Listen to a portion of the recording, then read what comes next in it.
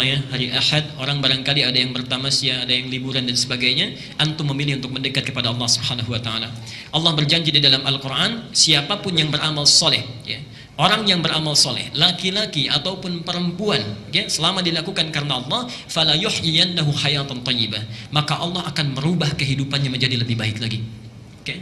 Dan ciri pertama kebaikan yang menjadi nilai kebaikan di mata Allah dan Rasulnya, ternyata bukan meningkatnya harta. Perhatikan ya, bukan meningkatnya harta, bukan bertambahnya kedudukan, tapi ciri pertamanya disebutkan oleh Nabi, may yuridillahu bihi khaira yufaqihuhu fiddin. Siapa yang diinginkan oleh Allah untuk berubah menjadi orang yang lebih baik dalam pandangan Allah dan Rasulnya, ciri pertamanya yufaqihuhu fiddin, maka Allah akan pahamkan dia mengenai urusan agamanya. Allah akan berikan dorongan, dimotivasi agar dia mau belajar tentang urusan agamanya. Subhanallah. Jadi kalau misalnya antum ini para ayah ya, misal bertambah harta itu belum tentu baik kalau kita jauh dari Allah. Bertambah meningkat kedudukan, ibu punya suami ya, promosi jabatan suaminya, meningkat kedudukannya, tapi semakin jauh dari Allah. Salatnya tertinggalkan, tidak konsisten lagi ibadahnya, baik ya, Jumatnya jadi terlambat, itu belum tentu tanda kebaikan.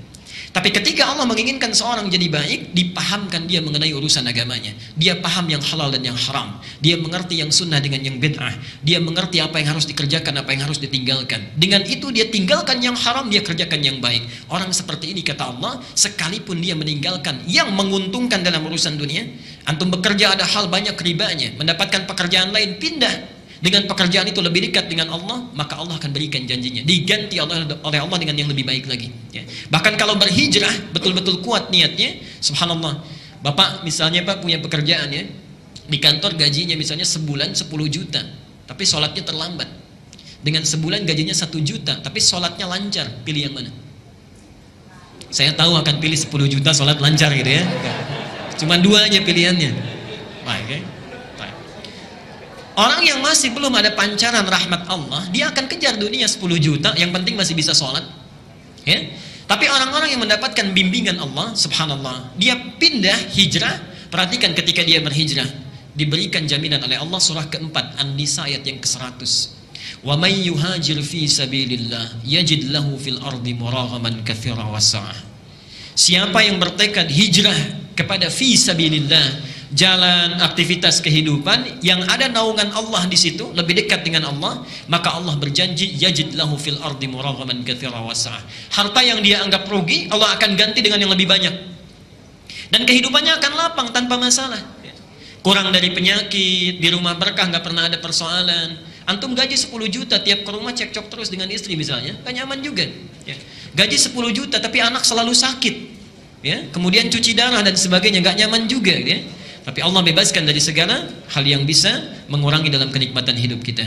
Nah, yang terakhir, ini sebagai motivasi juga, tidak cukup sampai di situ, itu baru dunia.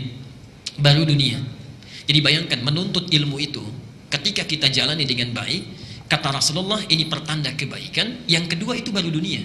Lihat akhiratnya, lihat akhiratnya. Langsung disebutkan di 4 kitab hadis utama. Al-Bukhari kita temukan, baiknya di Adabul Mufrad, nomor hadis 746. Muslim kita temukan, Sahih Muslim nomor hadis 1389. Di At-Tirmidzi Al-Jami' As-Sahih ya, Al-Jami' As-Sahih atau Sunan At-Tirmidzi nomor hadis 2682. Dan yang terakhir di Ibnu Majah, ini yang paling lengkap, nomor hadis 219. Perhatikan kalimatnya. Man salaka tariqan yaltamisu fihi ilman sahhalallahu lahu tariqan ilal jannah. Subhanallah. Siapa yang menyiapkan dirinya berangkat dari tempat dia tinggal menuju satu tempat untuk belajar dari sebagian tuntunan agamanya, sekalipun hanya sedikit saja, maka Allah akan ringankan, mudahkan langkahnya menuju surga. Sahhalallahu lahu tariqan ilal jannah. Ibu dan bapak sekalian, saya tidak henti-hentinya mengingatkan, hadis ini diambil oleh seseorang yang menempuh jalan dari Madinah ke Syam. Syam di Syria, yang jaraknya kalau pakai bis itu sehari semalam. Ini beliau berjalan, tadinya pakai kendaraan, dalam riwayat disebutkan unta, tengah jalan berjalan kaki. Bayangkan, jalan kaki itu dari Madinah sampai dengan Syria hanya untuk mendapatkan satu hadis ini saja. Sampai di tempat yang dituju, ditanya oleh sahibul hadisnya, yang punya hadis, "Indaka haja ukhra?" Anda tidak punya keperluan lain? Apa jawabannya? La faqat uridul hadis. Tidak, saya hanya menginginkan satu hadis yang saya dengar orang lain tidak memilikinya kecuali Anda saja. Jalan kaki hanya untuk mendapatkan hadis. Disebutkanlah hadis yang tadi. Kalau orang dulu bisa jalan kaki untuk dapat satu hadis saja, antum oleh Allah diberikan fasilitasnya, ada kendaraannya, ada yang punya sepeda, ada yang punya motor, ada yang punya mobil, masjidnya bahkan dihadirkan dekat di samping kita, keadaannya bagus, ada AC-nya kalau di luar panas, ada hangat karpetnya kalau di luar dingin, ya nikmat keberadaannya. Kalau dengan seperti itu belum juga termotivasi untuk sekedar mengikuti satu taklim, maka dengan cara apa lagi Allah mesti menjadikan kita orang baik? Dan itu akan ditanya. Saat antum punya rumah tetangga, jalan kaki ke sini, antum punya mobil, punya motor tidak digunakan, padahal bisa saat itu dilakukan, satu saat akan ditanya. Satu saat akan ditanya. Semoga Allah memberikan kebaikan kepada kita, dan semoga hari ini adalah hari yang dijadikan oleh Allah sebagai amal soleh kita yang disaksikan oleh Allah dan para malaikat.